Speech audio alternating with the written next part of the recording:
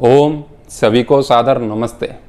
हमारा प्रकरण चल रहा था दान के विषय में। दान किसे देना चाहिए, किसे नहीं देना चाहिए और किससे लेना चाहिए, किससे नहीं लेना चाहिए। तो कुछ बातें पिछले वीडियो में हमने की। तो दान देने के विषय में बात हुई थी। तो दान किसे देना चाहिए? सबसे ऊपर वाले व्यक्ति यानी कि सबसे अच्छे जो है उनको देना चाहिए।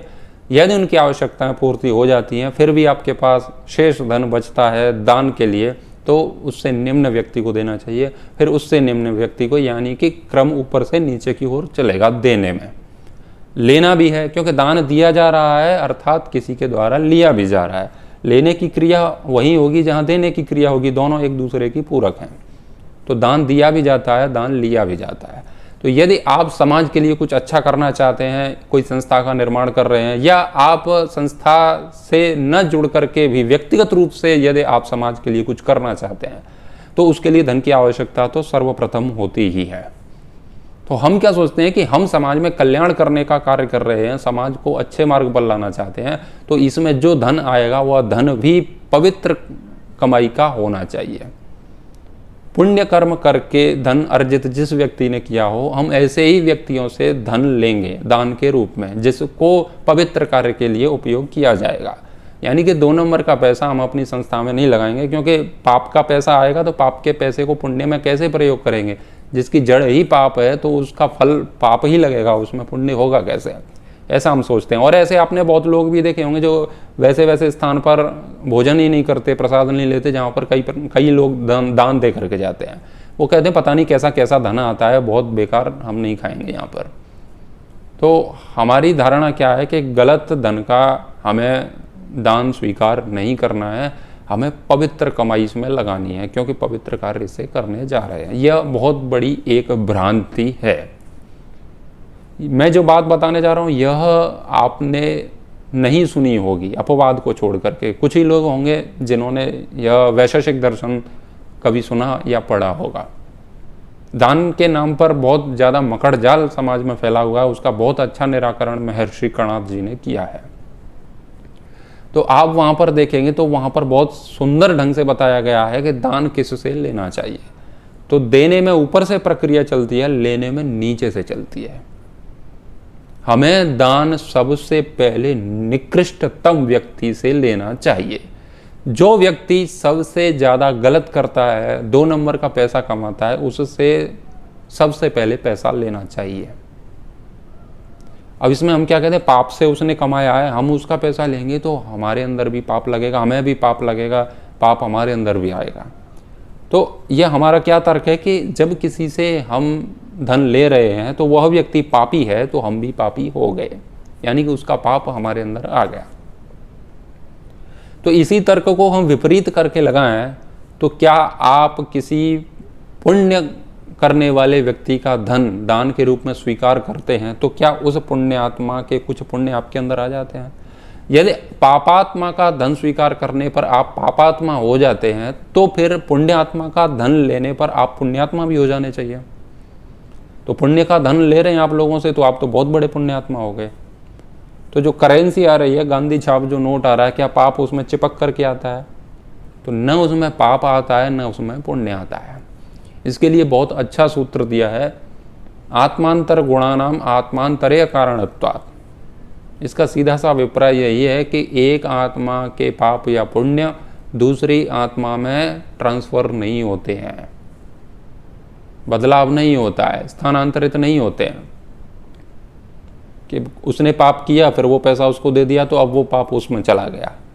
जिसने पाप किया है वह वही भोगेगा और जिसने पुण्य किया है वह भी वही भोगेगा। आपके लिए कुछ भी नहीं है, सबको अपने अपने कर्म भोगने होते हैं। तो पाप का पैसा लेंगे तो उसमें पाप आपके पास नहीं आ रहा है, केवल धन आ रहा है और उसका आपको अच्छे में प्रयोग करना है। यह तो हुई शास्त्र की बात। तो सबसे पहले निकृष्ट व्यक्ति से, फिर उससे जो कम पाप करते हैं उनसे लेना चाहिए, उसके बाद में उनसे जो कम पाप करते हैं उनसे लेना चाहिए, फिर जो पुण्य करते हैं उनसे लेना चाहिए, फिर जो और अच्छे पुण्य करते हैं उनसे सबसे बाद में लेना चाहिए। ऐसा क्यों? क्योंकि वह जो गलत धन है उसका दुरुपयोग भी गलत मार्ग में होना है। क्योंकि गलत मार्ग से जो कमा रहा है वो कमा ही इसीलिए रहा है ताकि वो गलत मार्ग में लगा सके। क्योंकि गलत से कमाने की आवश्यकता ही तब होती है जब व्यक्ति की कामनाएं बहुत अधिक हो जाती हैं, डिज़ायर बहुत हो जाते हैं, उसकी इच्छाएं बहुत हो जाती हैं, तो फिर वो इच्छाओं के लिए गलत करता है, फिर बहुत सारा धन अर्जित करता है। तो जिसकी इच्छाएं बहुत हैं तो वो गलत में लगाएगा भी, सीधी सी बात है, क्योंकि सही होता तो वो अपरिग्रही होता, तो वह उसका दुरुपयोग करेगा। इसीलिए उससे सबसे पहले ले लो। वही पैसा जो विध्वंसकारी हो सकता था उस व्यक्ति के हाथों से, और वही पैसा जब आपके हाथ में आ गया तो वह कल्याणकारी हो रहा है। पैसा वही है, तो वही पैसा गलत करेगा, उससे अच्छा है कि उस पैसे से समाज में अच्छा हो जाए। ये बहुत बुद्धिपूर्वक बात कही गई है। तो हमें गलत व्यक्ति से सबसे पहले लेना है। तो मैंने कम्युनिटी पोस्ट में भी एक वेद मंत्र डाला था, उसका अभिप्राय क्या था, भावार्थ था कि हमें ऐसी परमात्मा से भी प्रार्थना करनी चाहिए कि जो दुष्ट लोग हैं उनकी शक्ति का ह्रास प्रतिदिन होना चाहिए, उनका बाहुबल गिरना चाहिए, उनका धन का बल गिरना चाहिए, उनका राजनीतिक जो पावर है वो गिरना चाहिए। दुष्टों की शक्ति कम होनी ही चाहिए, और उनके पास बिल्कुल ना हो तो बहुत अच्छा है। उनकी दुर्बलता की कामना सदैव करें। और सज्जन व्यक्ति हैं उनमें शक्ति का वर्धन होना चाहिए, उनमें शक्ति का संचय होना चाहिए, उनके पास धन होना चाहिए, उनके पास राजनीतिक पावर शक्ति होनी चाहिए। धार्मिक व्यक्तियों के पास ही सब कुछ होना चाहिए, अधार्मिक पापात्मा के पास कुछ भी नहीं होना चाहिए। तो उसके पास जो भी है उससे यदि वो देने को तैयार है दान, तो आप उससे सबसे पहले लीजिए। जो सबसे अच्छे लोग हैं उनसे आप दान लोगे तो आप भी समाज का कार्य कर रहे हो। अच्छा है तो वो भी कोई कहीं ना कहीं अच्छी जगह ही लगा रहा होगा उस पैसे को, तो उसको वहीं लगाने दीजिए। उससे क्यों ले रहे हो? उससे लो ना जो गलत मार्ग पर उस पैसे को ले जा रहा है। तो सबसे पहली बात, सबसे जो निकृष्ट व्यक्ति है उससे लो। अब आप इसे ऐसे भी समझ सकते हैं, अंग्रेजों ने हमारा धन हमसे लूटा, अंग्रेजों ने हमसे हमारा धन लूटा और वो धनवान हो गए, हम गरीब हो गए। अब हम कहें कि अब आपस में ही धन संचय करते हैं, उन लोगों से नहीं लेना है। वही वो धन है वो उसका दुरुपयोग कर रहे हैं, धन भी हमारा ही है। 2 नंबर से जो पैसा कमा रहे हैं ना लोग, वो हमारा ही कहीं ना कहीं से खा रहे हैं। तो पैसा भी वो अपना ही है, जो गलत मार्ग से उन्होंने छीना है हमसे। तो उस पैसे को ले लो। तो अंग्रेजों के पास जो पैसा था उसको यदि हम ले लें किसी न किसी रूप में, तो हमारा पैसा हमारे पास आ रहा है। असली बात वो हमारे ही विरोध में उसका प्रयोग करते थे, वो नहीं कर पाएंगे। और वह शक्ति जो कल उनके हाथों में थी, जो लोगों को गुलाम बनाने के लिए उस शक्ति का प्रयोग कर रहे थे, उस शक्ति का हम लोगों को स्वतंत्र कराने में उपयोग कर सकते हैं। जैसा कि चंद्रशेखर आज़ाद जी ने किया, उन्होंने गलत लोगों से पैसा लिया, लोग उनको लुटेरा कहते हैं। तो गरीबों के पास तो वो कभी गए ही नहीं धन के लिए, उन्होंने बड़े बड़े लोगों से लिया और अपना ही पैसा था। तो अच्छे कर्म के लिए उन्होंने उन लोगों से पैसा लिया जो किसी न किसी कानून के द्वारा हमको लूट रहे थे। उसमें अंग्रेज भी थे और जो वैश्य वर्ग है, जो व्यापार कर रहा है, वो उनसे मिला हुआ था, तो वो उनसे भी ले रहे थे। समाज के कल्याण के लिए उनसे उन्होंने सबसे पहले लिया। हमें भी ऐसा ही करना चाहिए। सबसे पहले दुष्ट लोगों से पैसा लो और उसको संस्था में लगाओ। जैसे लोग ब्लैक मनी को वाइट मनी में कन्वर्ट करते हैं ना, ऐसे ही हमें गलत धन को सही मार्ग में लगाना है। तो जो लोग पाप करते हैं उनसे दान सबसे पहले लो, उनसे ही मांगो भैया दान दो। उसके बाद में उससे अच्छे अच्छे वालों से। ये बात स्पष्ट हो गई। अब इसमें क्या है, एक शर्त है जो महर्षि कणाद ने रखी है। शर्त क्या है कि यदि आप गलत लोगों से धन लोगे तो आप कहीं उनको प्रोत्साहित न कर दें, ऐसा मत कर बैठना। यदि आपने ऐसा किया तो आपको पाप लगेगा। गलत लोगों से धन लेने में कोई पाप नहीं है। पाप तब है जब आप उनको प्रोत्साहित करते हो गलत करने के लिए। जैसे कि कोई गलत व्यक्ति है, वो आ रहा है किसी मंदिर में जा रहा है, महाराज जी मैं दान करना चाहता हूँ, मैंने ऐसे ऐसे पैसा कमाया है, क्या मेरा पाप कम हो जाएगा? तो बाबा जी बोले यहाँ चढ़ा जाओ, सब पवित्र हो जाएगा। जैसे कि देवकी नंदन ठाकुर एक वीडियो में बोल रहे हैं अपनी कथा प्रवचन में, अपने द्वारा गलत तरीके से कमाए गए धन को वह शिवजी पर कुछ अंश चढ़ाते हैं, जिसके द्वारा उनकी सारी कमाई पवित्र हो जाती है, ऐसा वो बोल रहे हैं। तो यदि कोई ऐसा बोलता है तो निश्चित रूप से गलत करने वालों को प्रोत्साहित कर रहा है, वह पाप कमा रहा है। यदि ऐसा बोल करके आप लोगों से पैसा लेते हो धन के नाम पर, दान के नाम पर, तो आप गलत करते हैं। जब भी आप किसी से दान लेते हैं और वो कहता है मैं गलत तरीके से लेता हूँ, क्या ये ठीक है, तो हमको बोलना है देख भाई 2 नंबर का काम कर रहा है, ये बिल्कुल मत कर। यदि तुझे लग रहा है कि तू मुझे दान दे देगा तो आपके पाप कम हो जाएंगे, तो ऐसा बिल्कुल भी नहीं है। तूने जितने भी पाप किए हैं भोगने तेरे को ही हैं, चाहे तू जितना भी दान कर ले।